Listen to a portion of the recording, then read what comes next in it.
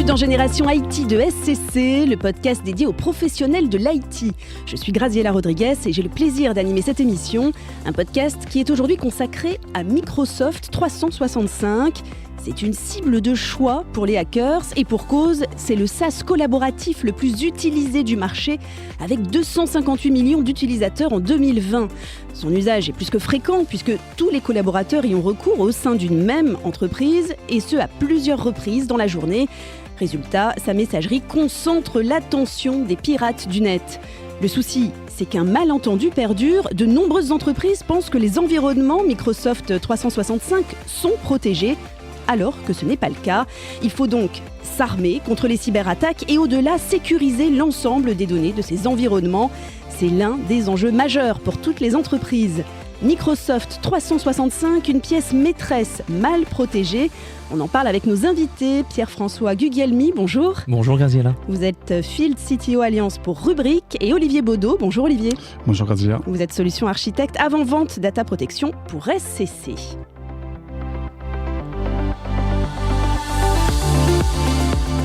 Alors je me tourne vers vous, Pierre-François Guglielmi, en vous appuyant sur votre expérience du terrain. Pour quelles raisons les entreprises ne peuvent plus se passer d'une solution protection-sécurisation des environnements Microsoft 365 ? Alors pour répondre à cette question, je vais me permettre de prendre un tout petit peu de recul pour donner du contexte. Ce qu'il faut comprendre, c'est que c'est une solution qui est extrêmement adoptée, extrêmement utilisée. On parle aujourd'hui de plus de 300 millions d'utilisateurs dans le monde, c'est considérable. Et c'est une adoption qui a accéléré avec la pandémie il y a 2 ans. Pourquoi ? Tout simplement parce que il a fallu que bon nombre d'entreprises et donc de travailleurs puissent travailler à distance, puissent travailler de chez eux. Et pour ça, il faut des outils collaboratifs. Et Microsoft 365 répond particulièrement bien à ça. Il y a eu notamment une très très grosse explosion d'adoption d'un composant 365 qui est Teams il y a 2 ans. Je crois qu'on parle de plus de 700% sur l'année 2020 d'accélération d'adoption. C'est colossal. Colossal. Et en plus de ça, quand on regarde à quoi ça sert, vous l'avez dit dans l'introduction, c'est quelque chose qui est utilisé au quotidien. On a la messagerie dans tout ça, bien sûr. Et la messagerie, c'est vraiment l'outil du quotidien. On l'utilise toute la journée. Mais c'est aussi des fichiers sur lesquels on travaille, qu'on échange, on fait du collaboratif dessus. Et tout ça, ce sont des données d'entreprise qui donc servent à l'activité, bien sûr, mais qui peuvent aussi contenir des données sensibles ou confidentielles. Donc, quand on comprend le contexte, on voit bien qu'il y a des vrais enjeux et qu'il faut protéger ces données-là. C'est un petit peu devenu le point faible, malgré elles, j'allais dire, des entreprises ? Ça pourrait. Alors, c'est pas une fatalité, mais si on veut pas que ce soit une fatalité, il faut effectivement penser à la protection de ces données-là. Je me tourne vers vous, Olivier Baudot. Face à un tel constat, comment expliquez-vous que toutes les entreprises ne soient pas encore équipées d'une solution de protection de ces environnements ? Il y a plusieurs cas. Il y a les éternels sceptiques, ceux qui savent mais qui pensent que ça ne leur arrivera jamais. On a des clients qui nous disent c'est très bien de sauvegarder, mais nous on restaure que très peu, donc on n'a pas besoin d'investir dans une nouvelle solution de sauvegarde.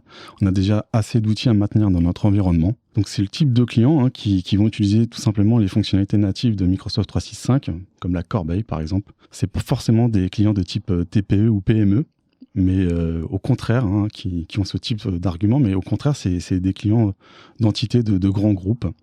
Et c'est les mêmes qui pensent passer aussi au travers des attaques de ransomware. Quand on voit le nombre d'attaques qu'il y a aujourd'hui dans le monde, il faut au contraire se préparer. Se dire que quoi qu'on fasse, quoi qu'on mette en œuvre pour se protéger, il est plus que probable, voire même quasiment certain qu'un jour, une attaque sera couronnée de succès et on sera obligé de restaurer ces données. Alors ça, c'est le premier profil type, ceux qui savent mais qui n'y croient pas, qui se pensent hors d'atteinte, mais il y a aussi ceux qui ne savent pas. Exactement, il y a ceux qui ne savent pas, qu'on a mal conseillé, qui ont mal lu les conditions générales de vente de l'offre Microsoft 365 et qui font un amalgame, qui pensent que parce qu'ils ont souscrit à cette offre d'application SaaS dans Azure, ils sont protégés par Microsoft.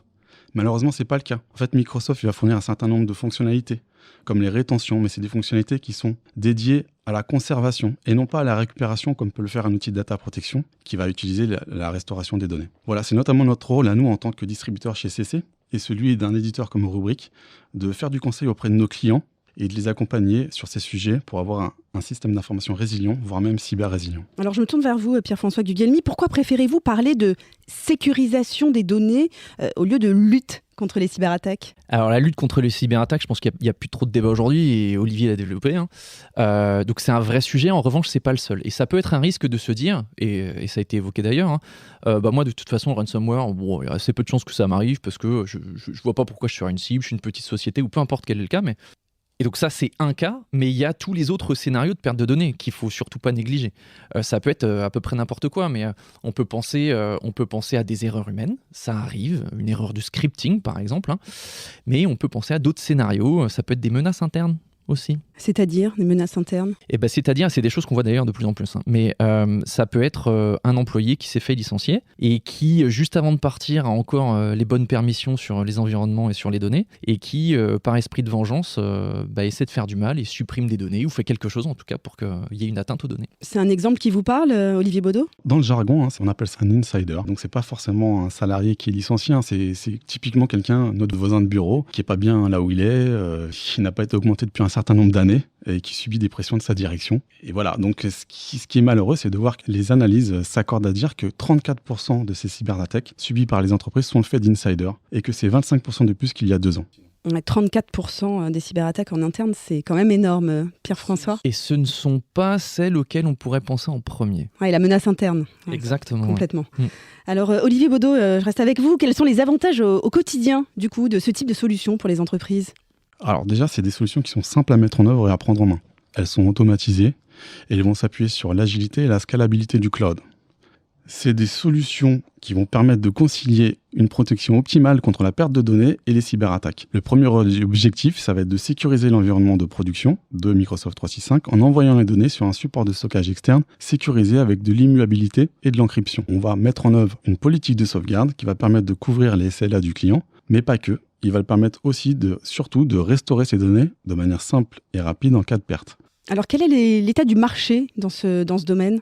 Alors c'est un marché qui est en pleine expansion. C'est aujourd'hui l'un des sujets majeurs de la data protection avec la cybersécurité. Donc on a un certain nombre d'acteurs qui proposent soit des solutions dédiées, soit des solutions de type plus global qui vont toucher d'autres types de workloads, qui vont être hébergés dans le cloud ou on-premise, qui vont être au plus proche de l'environnement Microsoft 365 dans Azure ou chez un autre hyperscaler dans AWS, qui proposent des services managés autour de la solution et d'autres qui vont laisser le choix de la gestion au client. Bref, c'est une multitude de possibilités qui vont permettre de répondre aux exigences de nos clients. Alors justement, une réponse existe, c'est la solution Rubrik pour Microsoft 365 en partenariat avec SCC. Pierre-François Gugelmi, quels sont les atouts de Rubrik ? Alors, la réponse courte et celle qu'il faudrait retenir à mon avis, parce que c'est très très facile à retenir, c'est 3 S. Le premier, c'est pour simplicité. Olivier l'a évoqué, la solution Rubrik est effectivement extrêmement simple, notamment de par le fait que c'est une solution SaaS pour protéger des environnements SaaS. Donc la logique est parfaite, mais ça veut dire aussi qu'il n'y a pas du tout de déploiement, il n'y a pas de design d'architecture à faire, il n'y a pas de maintenance de tout ça. Donc ça simplifie considérablement et l'onboarding, ce qu'on appelle l'onboarding, le démarrage initial, mais aussi tout le quotidien et tout l'opérationnel. Ensuite, le deuxième S, c'est pour la sécurité. Pourquoi ? Là, on l'a évoqué, il y a tout un tas de scénarios qui font que c'est important de penser à la protection des données. Maintenant, protéger ces données, c'est bien. Le faire de manière sécurisée et avoir une plateforme sécurisée pour protéger ces données-là, c'est encore mieux. Et en l'occurrence, dans la proposition de valeur de Rubrik au niveau de la sécurité pour ça, ce qu'il faut considérer, c'est qu'on est sur une solution qui est hébergée par Rubrik dans Microsoft Azure. Ça veut dire que ce ne sont pas les clients qui sont en charge de garantir les accès à tout ça, de sécuriser tout ça. Il n'y a pas tout ce travail-là à faire, c'est Rubrik qui le fait, c'est Rubrik finalement qui tient la responsabilité de la sécurisation de la plateforme. Je fais une toute petite parenthèse là-dessus d'ailleurs. Je disais que c'est hébergé dans Microsoft Azure. En l'occurrence, Rubrik a un partenariat extrêmement fort avec Microsoft qui a pris une autre dimension l'année dernière puisque Microsoft a décidé d'investir au capital de Rubrik, ce qui est assez rare. Et donc, du coup, on bénéficie aussi de toute leur expertise et de tout leur soutien pour vraiment proposer quelque chose d'extrêmement sécurisé. Et puis, le troisième S, c'est, pardonnez-moi, c'est pas très très français, mais vous comprendrez, la scalabilité. L'idée, c'est vraiment de proposer une solution qui, en plus de tout ça, va pouvoir s'adresser non seulement à tout type d'entreprise, dans tout secteur d'activité, tout segment, mais aussi à toute taille. Donc, ça peut être aussi bien 300 utilisateurs que 50 000 et plus évidemment.